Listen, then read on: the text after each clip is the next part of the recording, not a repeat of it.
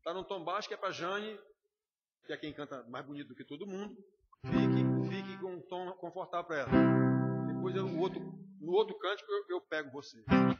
Jesus em tua presença,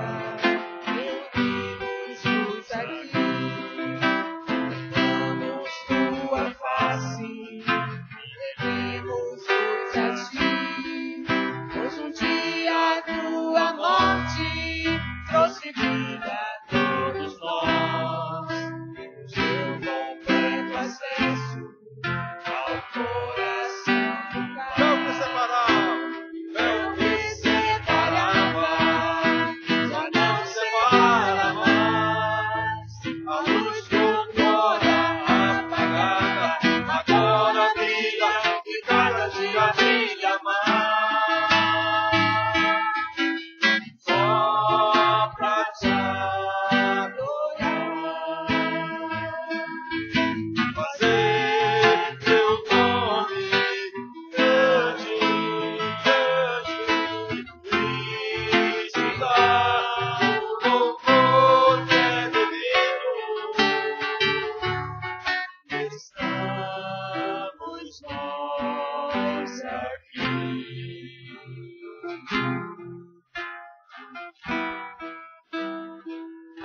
Nós estamos aqui para dar um louvor que é devido. Que é louvor? Elogio, engrandecimento. Magnifiquemos ao Senhor. Magnifiquemos, você sabe que o verbo magnificar, que vem de magnífico, sabe quem é magnífico? O reitor da universidade. Magnífico reitor. Ele é alguém que está no topo do conhecimento. A universidade é produção de conhecimento. Então, magnífico reitor, está no topo. Então é isso, o Senhor. Magnifiquemos, ele é mais do que o reitor. Magnifiquemos o Senhor, ao rei que é digno de louvor.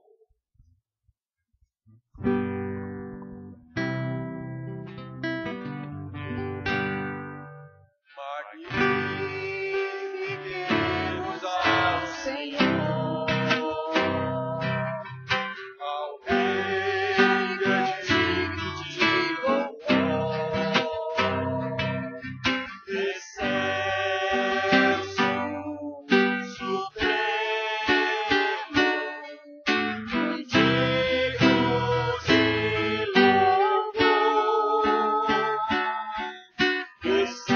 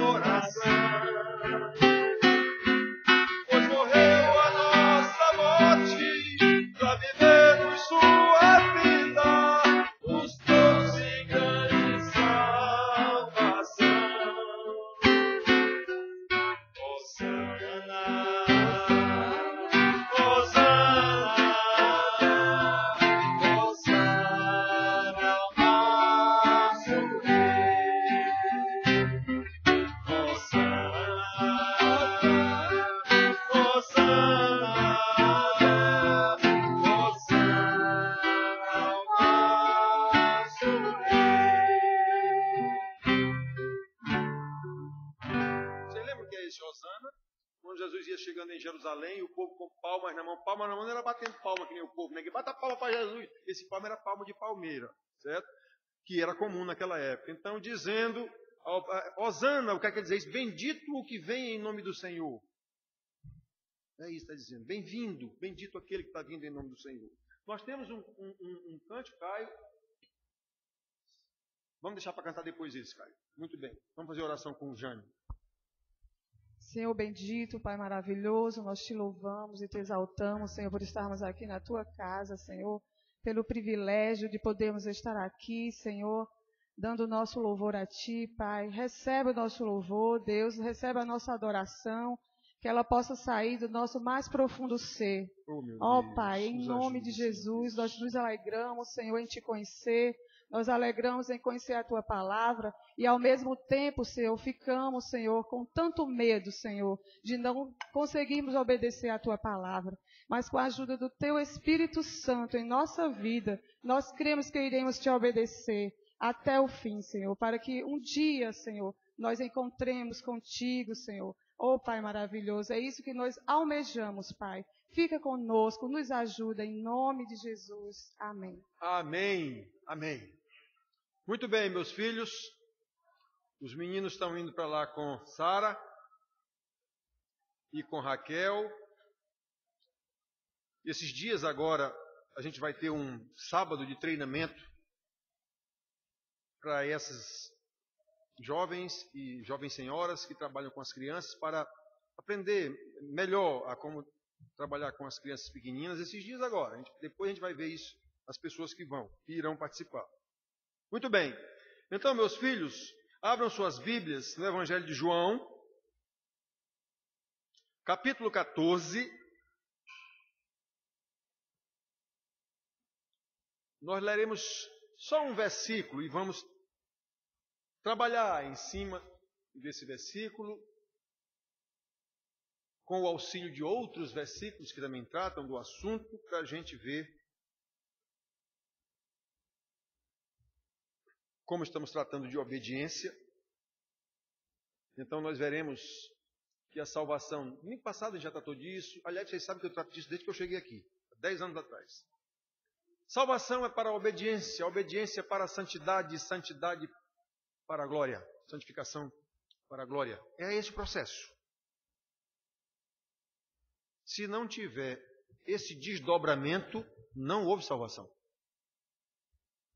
Salvação para a obediência, porque pela obediência a gente vai alcançando. Obediência a quê? A palavra, a doutrina. A gente vai alcançando a santidade, ficando cada vez mais santo. Para quê? Para o dia que encontrar com o Senhor Jesus na glória. Se não houver esse processo contínuo, não houve o início, que é a salvação. Certo? Então vamos ver aqui. Jesus diz assim aos seus discípulos, João 14, 21. Aquele que tem os meus mandamentos e os guarda, esse é o que me ama. E aquele que me ama será amado por meu Pai, e eu também o amarei e me manifestarei a ele. Faço questão de lembrar. Estas são palavras de Jesus, Deus. Por que às vezes eu lembro isso? Porque há palavras na Bíblia ditas por Deus, Jeová, no início. Há palavras ditas por Moisés, que já foram ditas a Deus, mas transmitidas por Moisés, ou depois pelos profetas. Depois veio Jesus de novo, o próprio Deus, e disse palavras, Deus falando aquelas palavras, e depois houve palavras ditas através dos apóstolos. Não que uma seja mais importante do que a outra, mas quando é o próprio Deus falando, aí é que você tem que lembrar, quem falou isso foi Deus. Não foi uma pessoa que ele mandou, não, foi ele mesmo. Não que essa pessoa que ele mandou seja, digamos assim, o que ele disse tem menos importância. É só para lembrar isso, quem falou isso foi o próprio Jesus. Então, irmãos, olhem só. Na nossa vida pastoral, aconselhamento, visitação, gabinete, é tão comum quanto triste conversar com pessoas que necessitam de demonstram uma necessidade enorme de ouvir palavras adocicadas, palavras psicologizadas, mensagens de autoajuda, algo que levante a autoestima. Eu digo que é triste porque o verdadeiro crente, ele sabe muito bem que foi salvo, ele sabe muito bem que é amado de Deus, ele sabe muito bem como se deu a sua salvação, por Cristo e em Cristo. Ele sabe que é conduzido pelo Espírito Santo. Que tipo de palavra de autoajuda essa pessoa ainda precisa, meu Deus do céu? Se é que ele é crente mesmo. Como é que pode um negócio desse? Será que saber de tudo isso não é suficiente? Não, eu preciso ainda que alguém me afague, alguém me diga algumas coisas boas. Mas o que pode ser melhor do que isso? Por isso, irmãos, eu tenho insistido aqui há 10 anos. Especialmente em nosso país, gigante pela própria natureza, tão gigante quanto corrupto. O que o crente brasileiro, especialmente, realmente precisa é de discipulado. O que o crente brasileiro realmente precisa é de ensino sobre santidade de vida, sobre obediência à palavra de Deus, a fim de andar de modo digno com a vocação para a qual foi chamado. E não de palavra de autoajuda, como é o que se vê e se ouve em quase todas as igrejas, em quase todos os canais de televisão.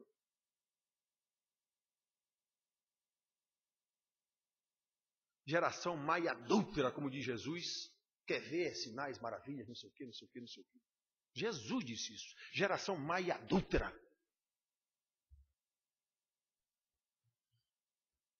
Como temos ensinado insistentemente, a salvação que recebemos de Deus em Cristo Jesus deve ser caracterizada, precisa ser caracterizada por uma vida de obediência, por uma vida de santidade. E este versículo que nós lemos aqui, palavras do Senhor Jesus, nos mostra que guardar os seus mandamentos é a evidência de que o amamos. E como a própria Bíblia diz, nós o amamos porque Ele nos amou primeiro. Se eu sou crente, eu tenho que saber dessas coisas. Faz 10 anos que eu ensino isso aqui. 1 João 4,19, ele diz isso. João diz isso, que nós amamos Jesus, não é porque nós somos amorosos, não é porque Ele nos amou primeiro. O nosso amor a Ele já é consequência do amor dEle por nós. Portanto, meus filhos, ao ouvir esta mensagem, a gente vai desenvolver, lembrando de outros versículos, de situações, que cada irmão, de acordo com o seu conhecimento bíblico, de acordo com a revelação que recebeu do Senhor, cada irmão deve ter condição de fazer uma autoanálise sobre o seu amor por Cristo. Como é que eu posso analisar isso? Em função de como anda a minha obediência aos seus mandamentos. Aquele que me ama é o que guarda os meus mandamentos. Este é o que me ama. Essa é a medida do nosso amor por Deus, por Jesus. Lembrando, o nosso amor por Ele é consequência do amor dEle por nós. Trocando em miúdos, se eu não o amo, a ponto de demonstrar isso com a minha obediência aos seus mandamentos, isso é prova incontestável de que Ele nunca me amou para me salvar. É duro dizer isso e vocês dificilmente ouvirão pastor dizer isso. Mas é isso que a Bíblia diz.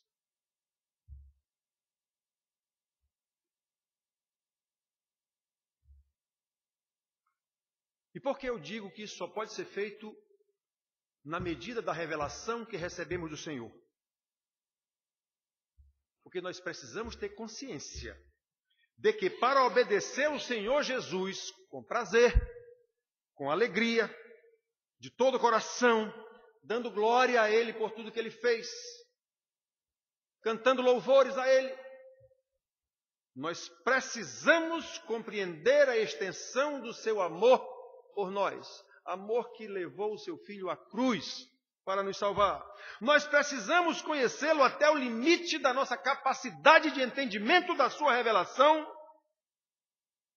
até o limite da nossa capacidade de apreensão das coisas divinas, porque nós somos humanos e limitados, não cabe em nós coisas divinas, a não ser aquilo que a própria divindade coloca em nós. E nós precisamos ter essa capacidade, essa consciência, aliás, dessas coisas, à medida em que elas nos são reveladas pelo próprio Espírito Santo, pela instrumentalidade de um pastor que ensina isso. Não pode ser diferente. É assim que está determinado na Bíblia.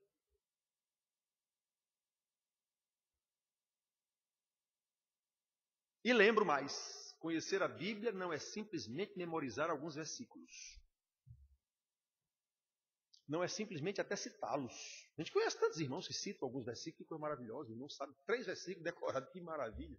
Pense num santarrão. Não é simplesmente repetir as frases do evangeliquez, ó glória! Sangue de Cristo tem poder.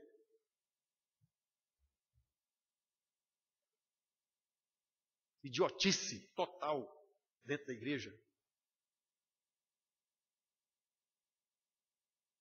Repetir algum versículo, repito. Eu sei um versículo decorado. Porque não sei o quê, não sei o quê. Principalmente aqueles que são agradáveis a nós. Não é? Como se essas expressões e esses versículos bíblicos tivessem poder em si mesmos. Não tem.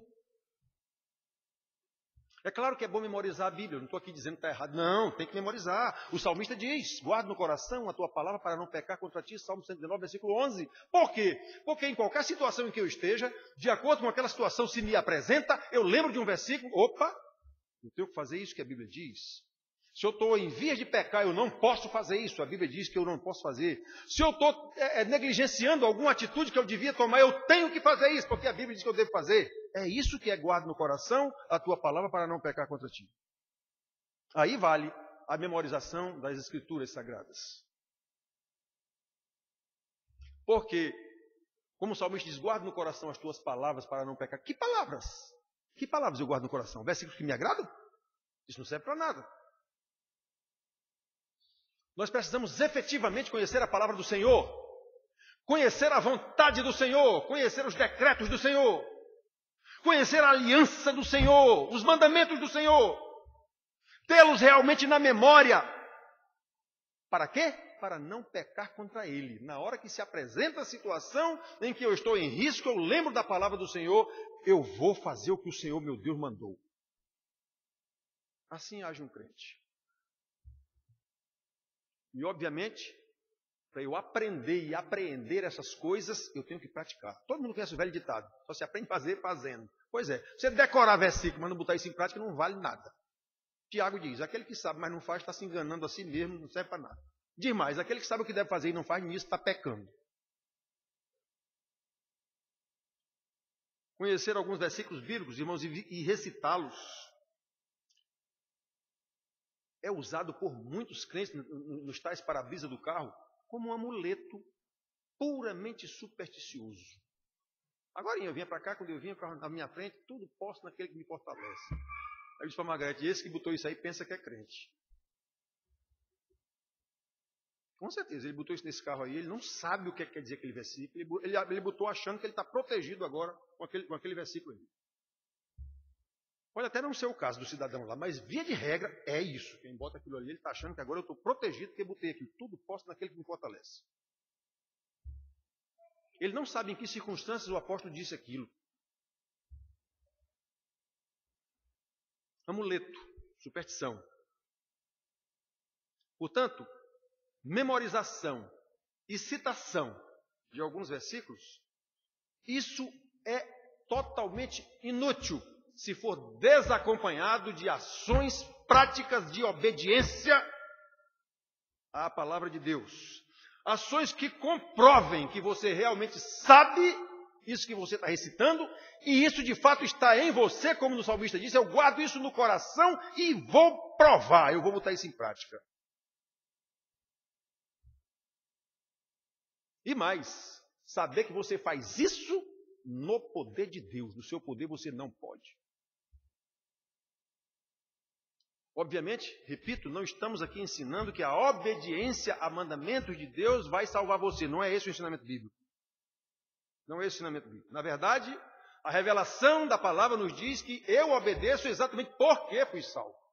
Essa é a diferença do Velho Testamento para o Novo Testamento. No Velho Testamento você tinha que obedecer à lei para chegar a Jesus. É a lei que levava o povo de Israel a Jesus. Precisava obedecer. A obediência levava a bênção e a desobediência a maldição. Mas tudo aquilo era um caminhar para Jesus. Pronto, chegou Jesus e ele disse, está aqui, sou eu, cheguei. Vim cumprir a lei. Agora a conversa mudou. Agora aquele que me ama guarda os meus mandamentos. Então repare que inverteu a perspectiva.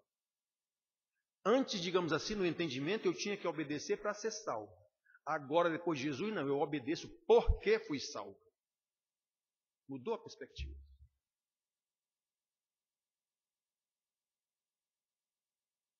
Olha, irmãos, a evidência da salvação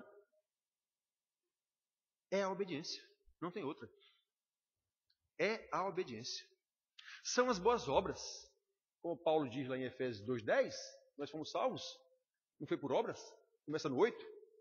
Pela graça sois salvos mediante a fé, e isso não vem de vós. É dom de Deus. Ou seja, você é salvo pela graça, é totalmente graça de Deus, e é o canal disso aí, o gasoduto ou o que for, é a fé. E também vem de Deus. A fé também não é sua, é de Deus. Muito bem. Então você foi salvo pela graça, mediante a fé, não de obras. Ou seja, não é porque você obedeceu que você é salvo, não é porque você fez isso, deu esmola, foi caridoso, não é por isso. Para que ninguém se glorie. Se fosse por isso, você podia se gloriar. Não, eu mereço salvação porque eu fiz isso. Pois é, não é não. Paulo diz muito claro. Não de obras para que ninguém se glorie. Versículo 9. Aí no 10 ele diz, mas, né, nós fomos salvos exatamente para as boas obras, em Cristo Jesus. Boas obras de Deus, não são nossas, boas obras de Deus, criadas de antemão para que andássemos nelas. Então nós somos salvos por Deus, através de Jesus, pela graça, mediante a fé, salvos para praticar boas obras de justiça, e essas boas obras são de Deus, também não são nossas, e foram preparadas para que nós as executemos desde a eternidade. Nós só temos que obedecer, só isso. As boas obras são exatamente o fruto de uma vida de obediência, de uma vida que foi salva para a santidade, santidade que o levará à glória. E enquanto estamos aqui, devemos lutar com todas as nossas forças, entendido que essas forças têm que estar fortalecidas no Senhor e na força do seu poder, como o apóstolo Paulo diz em Efésios 6:10. Eu não tenho força para isso, essa força tem que ser a força do Espírito em mim. Eu não fui salvo, então ele está em mim, ele habita em mim. Ou eu não fui salvo, fim de papo. Se eu fui salvo, eu tenho o Espírito Santo, e ele vai me levar a obedecer, ele vai me dar condição de fazer o que eu não posso. Eu só tenho que obedecer.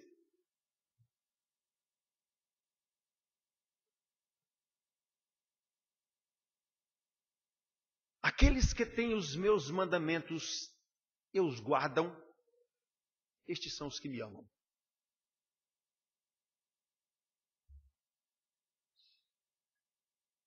Irmãos, eu insisto nisso, digo isso quase todo domingo, há 10 anos vai fazer. Agora, dia 24 de fevereiro, faz 10 anos que eu estou aqui. Eu não vou mudar o tom, eu não vou mudar o discurso, porque esse é o discurso da Bíblia.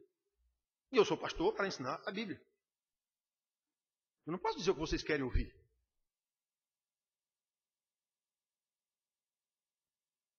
Nós estamos tão mal acostumados pela cultura que um pai dá para uma criancinha dessa o que ele quer comer.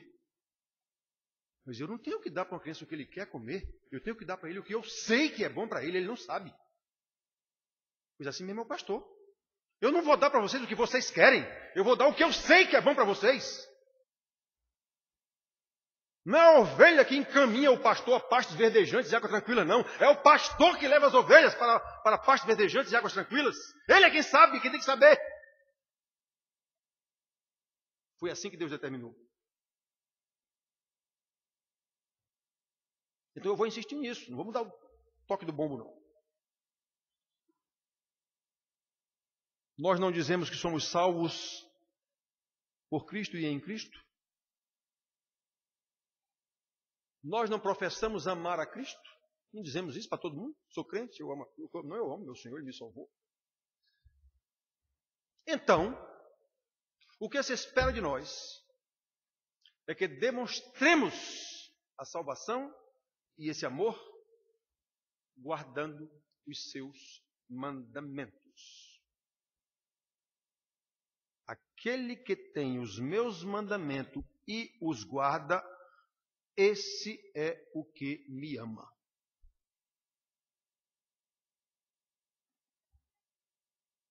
Agora observe a sequência do versículo, mesmo versículo. Vejam que coisa impressionante e maravilhosa. Aqui nós temos, na sequência do versículo, uma afirmação e duas promessas. Então nós temos assim, aqui, ó. Aquele que tem os meus mandamentos e os guarda é o que me ama. Essa é a afirmação. Essa é a afirmação de Jesus. Observe que essa afirmação aqui, digamos assim, positiva, se você inverter, ela é verdadeira também. Aquele que não guarda o meu mandamento é o que não me ama. Acabou-se. E o que não me ama é o que não foi amado por mim. Acabou-se. Então nós temos aqui uma afirmação positiva, vamos usá-la positiva. Aquele que tem os meus mandamentos e os guarda, esse é o que me ama. Essa é a afirmação. Agora observe as duas promessas associadas a essa afirmação. E o que os guarda, aliás, e aquele que me ama, será amado por meu Pai. Essa é a primeira promessa atrelada à afirmação. Aquele que me ama, guarda os meus mandamentos. Muito bem, essa é a afirmação. E esse que guarda os meus mandamentos, que é o que me ama, também será amado pelo meu Pai. Essa é a promessa. Segunda promessa. E eu me manifestarei a ele. E eu também o amarei e me manifestarei a ele. Então observe que o versículo tem uma afirmação. Aquele que tem os meus mandamentos e os guarda, esse é o que me ama. Isso é uma afirmação. Pois muito bem, por causa disso, meu Pai também o amará. E por causa disso, eu também o amarei e me manifestarei a ele.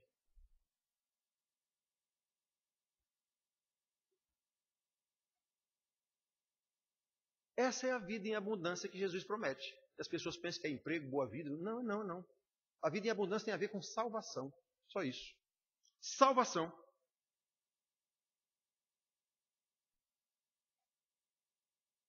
Quanto mais entendemos o amor de Deus que nos é revelado em Sua palavra, mais o obedecemos.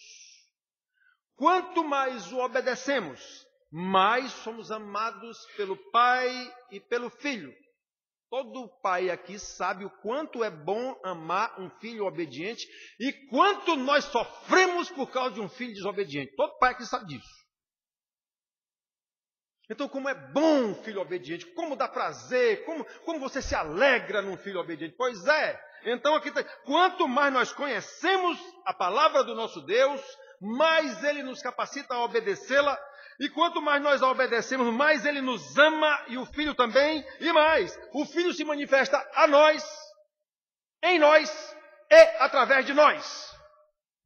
Me manifestarei a Ele.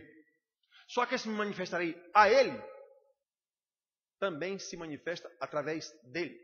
Ele não diz, vocês são a luz do mundo? Pois é, vocês agora estão, eu estou em vocês e depois vocês vão mostrar eu agora para o mundo. Vocês serão minhas testemunhas. É isso. E ele se manifesta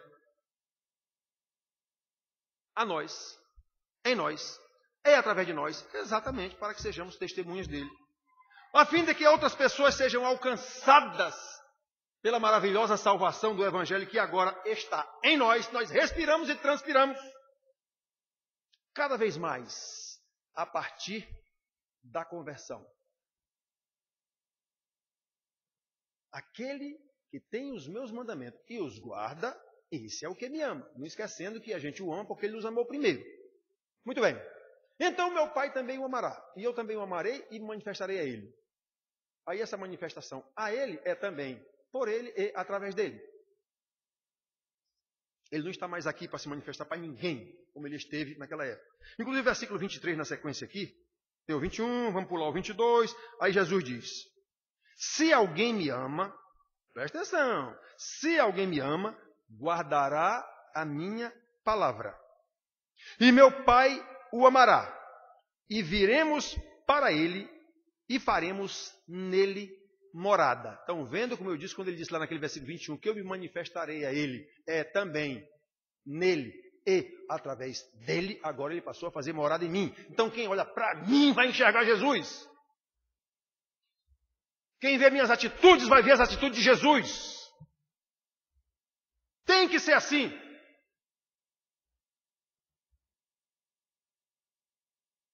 Se alguém me ama,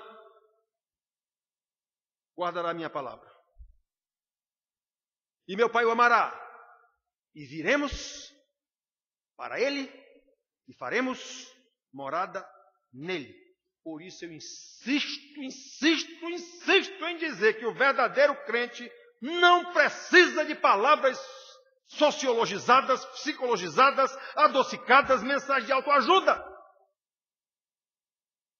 Segundo o Evangelho que nos foi revelado em Cristo Jesus, Ele é suficiente. Ele faz morada em nós. E agora nós respiramos e transpiramos esse Evangelho que nos foi revelado. É Cristo em nós.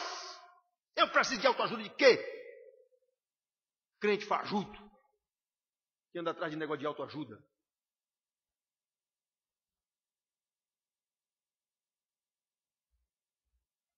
Ele faz morada em nós. E agora nós respiramos, transpiramos esse Evangelho. Para quê? Para a salvação dos eleitos de Deus, para louvor da sua glória. Nós agora somos os cristãos. Cristão é uma palavra derivada de Cristo. Então, um cristão é um cristinho, digamos assim. É um tipo de Cristo, é alguém representante de Cristo. É isso que quer dizer cristão. Irmãos, é isso que Paulo quer dizer. Lá em 2 Coríntios, capítulo 2, versículo 14 e 15. Quando ele afirma que Deus, por meio de nós, manifesta em todo lugar a fragrância do seu conhecimento. Porque nós somos, para com Deus, o bom perfume de Cristo. Eu já ouvi um pastor pregando nesse versículo aqui, falando em perfume como se fosse perfume, isso que a gente passa aqui. O cantorré. Eu sou desse tempo ainda do cantorré. Então ele falou como se fosse ele dizendo que eu me lembro do perfume da minha mãe. Eu digo, o que é que tem a ver uma coisa com a outra? O que é que tem a ver uma coisa com a outra? Então esse bom perfume, não está dizendo aqui qual é o perfume, é o conhecimento de Cristo. Eu estou exalando esse perfume. Que perfume é esse? É o conhecimento de Cristo. Através de mim o cara está vendo Cristo. É isso que ele está dizendo aqui. Então, irmãos, prestem atenção. Por isso eu insisto tanto. Vejam que esses versículos de Paulo, esse versículo 23, que nós lemos ainda há pouco aqui, nos dá a revelação do que vem a ser essa promessa do Filho se manifestar a nós, em nós e através de nós. E Paulo aqui nesse versículo diz a mesma coisa. Ele diz a mesma coisa. Esse versículo de Paulo aqui, esses dois, também explicam o que vem a ser essa manifestação de Deus em nós, por nós, através de nós, a nós, em nós e através de nós. Quanto mais cheios do conhecimento de Deus, mais nós manifestamos em todo lugar a sua fragrância em nós, ou a fragrância do seu conhecimento, através das boas obras de justiça preparadas por Deus desde a eternidade, para que andássemos nelas. Obediência à sua palavra, que eu guardo no coração para não pecar contra ele. Este é o bom perfume de Cristo, que exala em nós e através de nós. Aquele que tem os meus mandamentos e os guarda, este é o que me ama. Ele vai exalar esse conhecimento onde quer que ele passe, por onde quer que ele vá. E ele faz isso porque o Pai o ama, o Filho o ama Como ele disse, viremos e faremos morada nele. Ah, irmãos, como é bonito a gente tomar conhecimento da revelação de Deus, do processo da salvação como um todo. Que depois da salvação vem a santificação, e isso funciona como uma espécie de círculo virtuoso, sabe? Repito o que eu disse ainda há pouco, quanto mais conhecimento, mais intimidade, obviamente. Você sabe disso, eu não tenho intimidade com o governador, eu não conheço, só conheço ele da televisão. Então, quanto mais conhecimento, quanto mais você está perto da pessoa, conversa com a pessoa, sabe os defeitos, as virtudes, o que for, nós entendido, porque Deus não tem defeito. Então, quanto mais a gente conhece Deus, quanto mais a gente estuda a palavra, mais intimidade a gente sente, sabe? Mais você, aquela história de, olha, irmão, quando algum irmão chega me dizendo, olha, Deus falou ao meu coração, lá vem besteira. Lá vem besteira. Quase 100% dos casos. Lá vem besteira. Que Deus falou ao meu coração coisa nenhuma? Eu sei. Eu conheço o meu Deus. Se o que eu estou falando é o que está na palavra, então foi mesmo Deus que falou ao meu coração.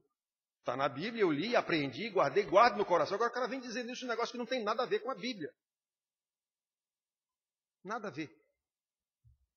Então, via de regra, quando alguém, Deus me disse, está complicado o negócio.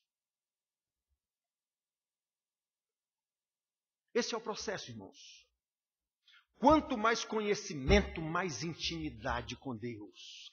Quanto mais intimidade com Deus, mais obediência. Esses que falam que Deus me disse, falou no meu coração, são tremendamente desobedientes, em quase todos os casos. Ele vem dizendo que Deus falou no meu coração uma coisa contrária ao que a Bíblia disse.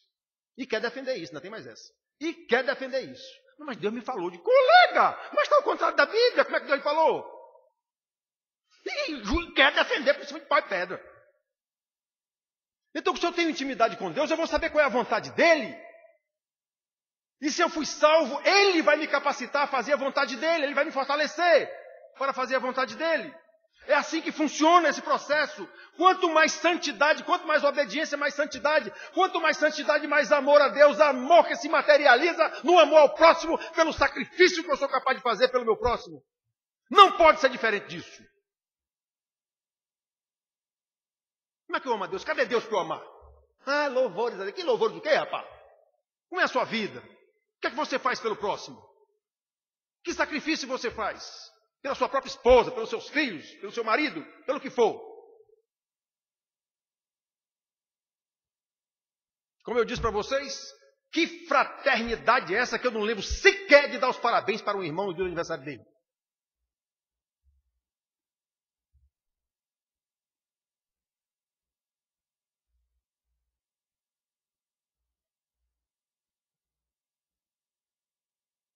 O salmista Davi, eu de vez em quando repito esse salmo aqui. Salmo 25, 14. Ele diz que a intimidade do Senhor é para os que o temem. Esse para os que o temem é sinônimo. Os que obedecem.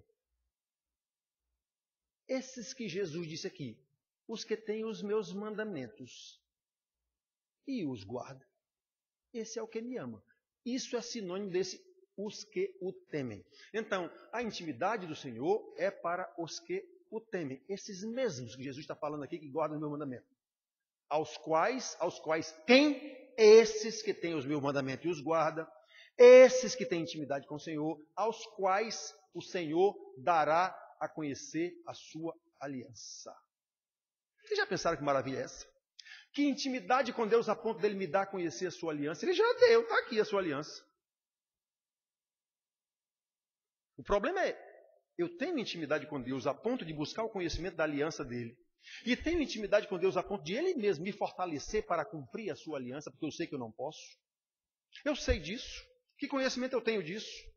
Que evidências eu tenho de que eu estou enquadrado nesse processo?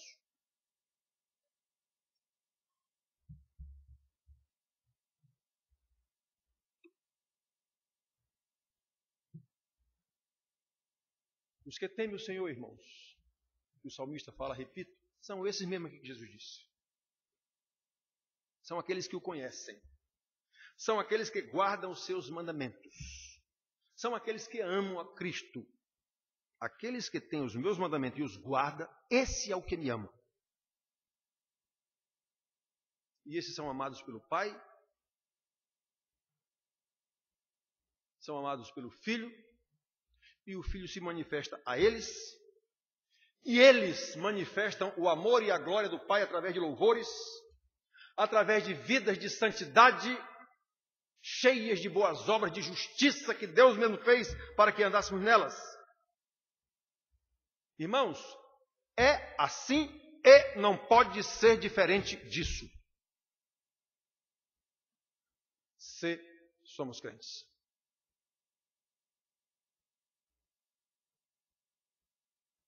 Aquele que tem os meus mandamentos e os guarda, esse é o que me ama. Aquele que me ama será amado por meu Pai, e eu também o amarei e me manifestarei a ele. Nada menos do que isso deve ser o viver de todo aquele que foi salvo para a obediência, como eu disse no início, no passado nós falamos sobre isso, boletim também. Salvo para a obediência, salvo para a santidade, salvo para a glória, no final. Portanto, queridos, à luz do que vimos aqui, que Deus nos abençoe e nos conceda vontade de conhecê-lo cada vez mais, de ter cada vez mais intimidade com Ele pelo conhecimento da aliança que Ele mesmo revela a nós a cada momento em que nos aproximamos dEle, a fim de que vivamos de acordo com a vocação para a qual nós fomos chamados, que é a obediência em santidade de vida para a glória. É essa a vocação. Pela manifestação de Cristo a nós, em nós e através de nós, para louvor da glória de Deus. Amém.